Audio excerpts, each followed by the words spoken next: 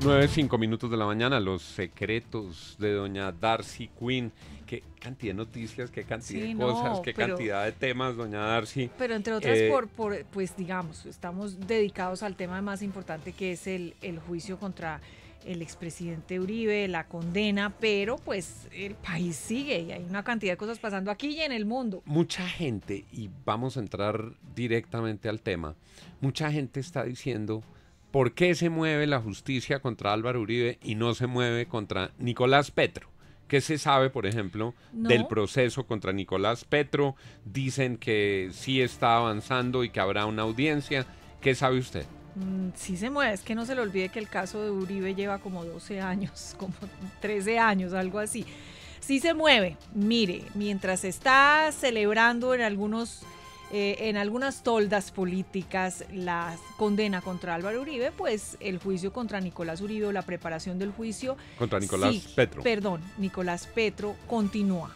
Hoy y mañana sigue la audiencia preparatoria, será virtual porque el procesado, como les había contado, ahora está en Cespo, en Bogotá, ya no en Barranquilla, donde está, digamos, la juez y donde están los demás participantes. El abogado de Nicolás Petro ha retirado la solicitud para que el juez autorice el levantamiento de la reserva de la identidad de la fuente. Eso era una de las obsesiones de las últimas semanas. ¿Quién es la fuente? Una fuente protegida, que es la gran fuente acusadora contra Nicolás Petro. Dice el abogado que apareció por un medio de comunicación esa identidad, que él ya la tiene. Bueno, vamos a ver que la revele y que no sea un falso testigo. Pero sí, unas son de cal, otras son de arena, y mientras se celebra la condena contra Uribe, hay muchos de corazón petrista que están enfrentando a la justicia. El exministro Ricardo Bonilla también. Carlos Ramón González, que está huyendo del país. Por cierto, estaban conversiones de que Ricardo Bonilla había salido del país, pero usted habló con él, Santiago. Sí, no, me dijo que no, que él está en Colombia, que vive en la Sabana y que va a acudir a una audiencia que tiene en los próximos días, que no se ha movido una sola vez fuera de Colombia desde que le hicieron el anuncio de que lo iban a acusar. Sí, pero ahí hay mucha gente que está pasándola mal, sufriendo y a puertas de que la justicia opere. Darcy, y esas audiencias dejan definidas las condiciones para que se adelante la audiencia definitiva. Sí, ya para que empiece el juicio, ¿no? Porque aparentemente, digamos que él todavía tiene esa ventana del preacuerdo, pero pues aparentemente no se ha llegado a nada de eso con la fiscalía y él tendrá que seguir adelante con el juicio en su contra por, entre otras cosas, lavado de activos, enriquecimiento ilícito, y ocultación de bienes, etcétera. Son varios cargos los que hay contra Nicolás Petro. Tendencia en redes, como era apenas explicable, Sandra Heredia, la juez 44. Tendencia en redes, la atacan, unos la defienden, otros dicen que es un desastre, otros dicen que es un prodigio. Sandra Heredia, tendencia en todas las redes, doña Darcy. Pero además la llaman que entonces es un prodigio. Mire, todo el mundo está haciendo estas cuentas. El fallo tiene 1000 páginas, ¿cierto? Se inició el día en que terminaron las audiencias, es decir, 67 días contados hasta la fecha.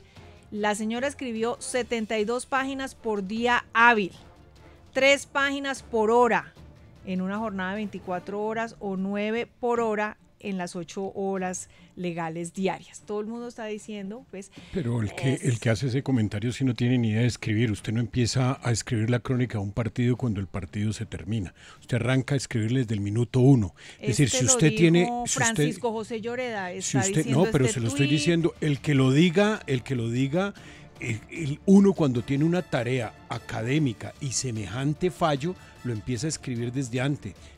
Es una cosa que llama el estado del arte. Pero es decir, va siendo constructivo. Antes. Nadie va a escribirlo una vez termine. Entonces ella empezó a escribir el fallo desde antes de terminar de oír a todos los participantes en el juicio. El contexto hay que escribirlo. No, yo no la estoy defendiendo ni mucho menos. Yo lo que creo es que como se meten con un tema académico y los que están dedicados a escribir y sobre todo tesis y temas académicos de verdad, nunca pueden dejar para última hora empezar a escribir. ¿Copy-paste entonces? No, pero déjeme le explico.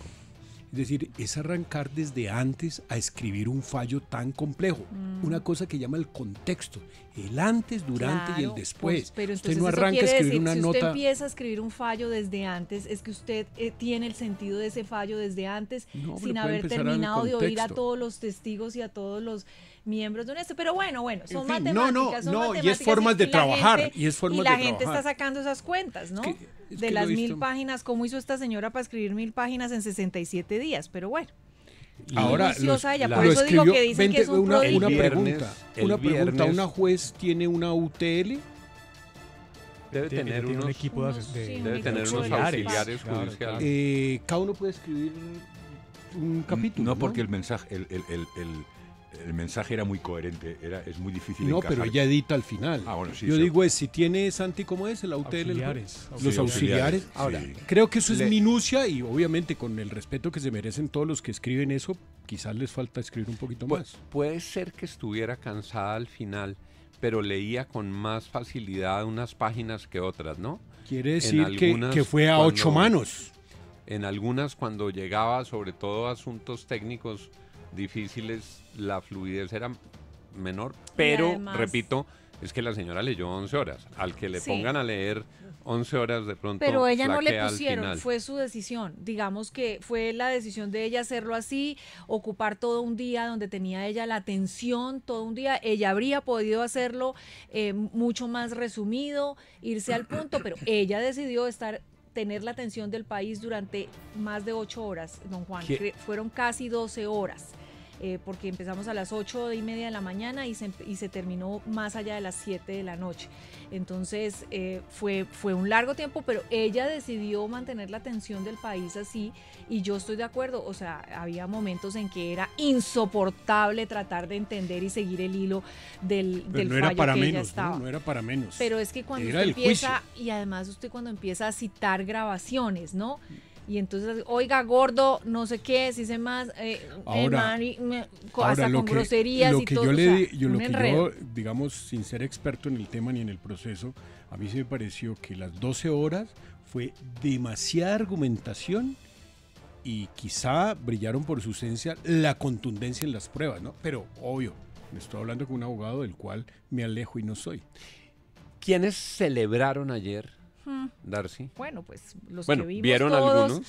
los que vimos todos, yo me imagino que celebró, pero de una manera discreta, Luis Eduardo Montealegre, que se había constituido en víctima después de la que la exfiscal Hilda Niño eso se develó ayer en la audiencia, los acusó. No ha dicho nada el señor ministro de Justicia. No, porque es funcionario público y él sí entiende que ser funcionario público significa no, digamos, inmiscuirse en asuntos de la política nacional. Entonces él se ha abstenido de decir algo. Jorge Perdomo sí sacó un video donde dice pues que se alegra que se hubiera hecho justicia porque sobre ellos también cayeron unas acusaciones, ¿no? Sobre él cayó una acusación de que estaba buscando testigos y que había viajado a Estados Unidos. Entonces, pues digamos que él se reivindica. Tania Hernández, ella sí se desquitó por el marido. Tania Hernández es la esposa de Luis Eduardo Montealegre. Ella sí se movió en todas sus redes sociales, escribió y citó textualmente a la juez. Dice, la justicia no se arrodilla ante el poder y el derecho no pueden temblar ante el ruido. La justicia, como la de diosa Temis, no ve nombre, ni cargos, ni estaturas, porque su mirada está enfocada en la verdad jurídica y otras cosas. Y finaliza diciendo que la toga no tiene género, pero sí carácter. Uribe culpable hoy, hay esperanza para Colombia. Sí, ella sí estaba muy elocuente y muy emocionada con ese fallo. Darcy, le vuelvo a preguntar por el ministro de Justicia. Él había sido muy vocal a lo largo del proceso. Él se había constituido como víctima de todo el proceso. Acuérdense que esto, digamos, también le toca parte de su administración como fiscal general de la Nación. Y la fiscal Hilda Niño en algún momento los acusó, que era parte de esa fiscalía, los acusó de que ellos estaban mandando o dando órdenes de que buscaran como fuera testigos en contra de Álvaro Uribe en las cárceles y en los que fueron extraditados, y ellos pues digamos se constituyeron en víctimas, hicieron parte de todas esas audiencias y ayer sintieron que se reivindicaba el nombre y que se daba la inocencia de que ellos habrían participado en todo este tema.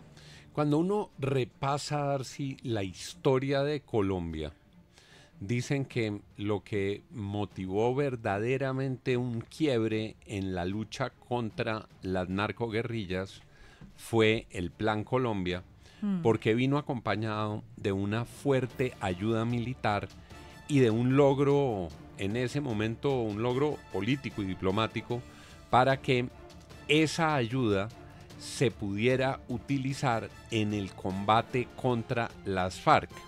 Lo que ocurría antes del Plan Colombia es que los guerrilleros de las FARC se morían de viejos porque vivían en unos santuarios a los que solo se podía acceder o por río o por trochas que ellos controlaban.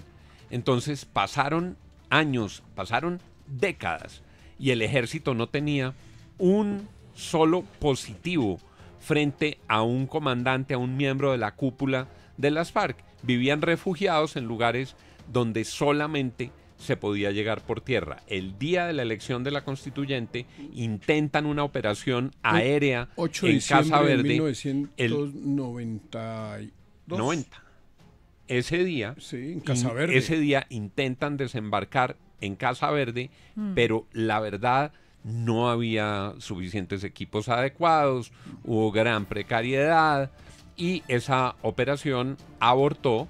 Y cuando finalmente lograron aterrizar unos helicópteros, ya los miembros del secretariado de las FARC se habían ido. Pongo esto en contexto porque la importancia del Plan Colombia para nuestro país fue absolutamente gigantesca. El Plan Colombia después fue languideciendo y ahora vemos que hay un recorte gigantesco de la ayuda de Estados Y se Unidos debilitó la región. para Colombia. Sí. Lo Y- mató Correa y lo mató Santos. Y el Plan Colombia hoy ya es solo un recuerdo de lo importante que fue. Sí, Pero sí. me dicen, hecho ese largo preámbulo, pero para validar la importancia de la historia que usted tiene, que hay colombianos que dicen hay que volver a generar un Sí. plan de ayuda, hay que recuperar esa posibilidad y estarían articulando algo así como un Plan Colombia 2.0. Detrás de esta iniciativa está el ex canciller de Colombia, Guillermo Fernández de Soto, y el ex embajador y miembro de la Universidad de Oxford, Andrés Rugeles. Ellos han puesto sobre la mesa la iniciativa del Plan Colombia 2.0 para volver a reconstruir la relación primero con Estados Unidos, con Europa y digamos es un 2.0 que va más allá de las drogas, está concentrado en el crimen transnacional, droga, minería, lavado de activos, trata de personas, etcétera, etcétera. Están tratando de impulsar, es una manera de volver a traer ayuda a Colombia, ayuda que esté redireccionada a muchos sectores del país, pero sobre todo a las fuerzas militares. El Plan Colombia fue absolutamente esencial para fortalecer las fuerzas militares en nuestro país, para profesionalizarlas, para combatir el narcotráfico y para combatir a la guerrilla. Entonces, pues eso es lo que necesitamos. Vamos a ver, lo están moviendo y lo están poniendo sobre el tapete. ¿Y lo están pensando para intentarlo ahora Yo- o cruzando los dedos ellos, digo yo, cruzando los dedos para que cambie el gobierno en el 2026 Pues y yo- cuando llegue otro gobierno Sí. tenerlo listo? Yo creo, ¿Cómo es el timing? Yo creo que es mucho más así. Yo no creo que estén trabajándole al gobierno de Gustavo Petro, que además tiene muy malas relaciones con el gobierno de Estados Unidos. Es decir, es trabajando un poco más en el próximo gobierno y teniendo exacto un plan listo para el gobierno que llegue o que de pronto un determinado candidato o candidatos vendan esa idea también, ¿no?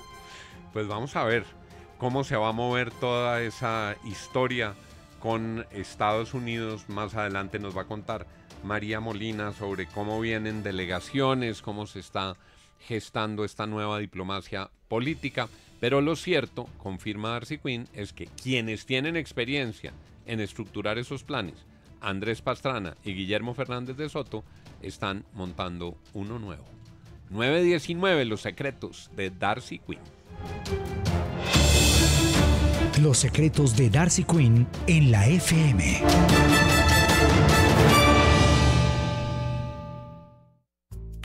Mi hijo anda con su moradita.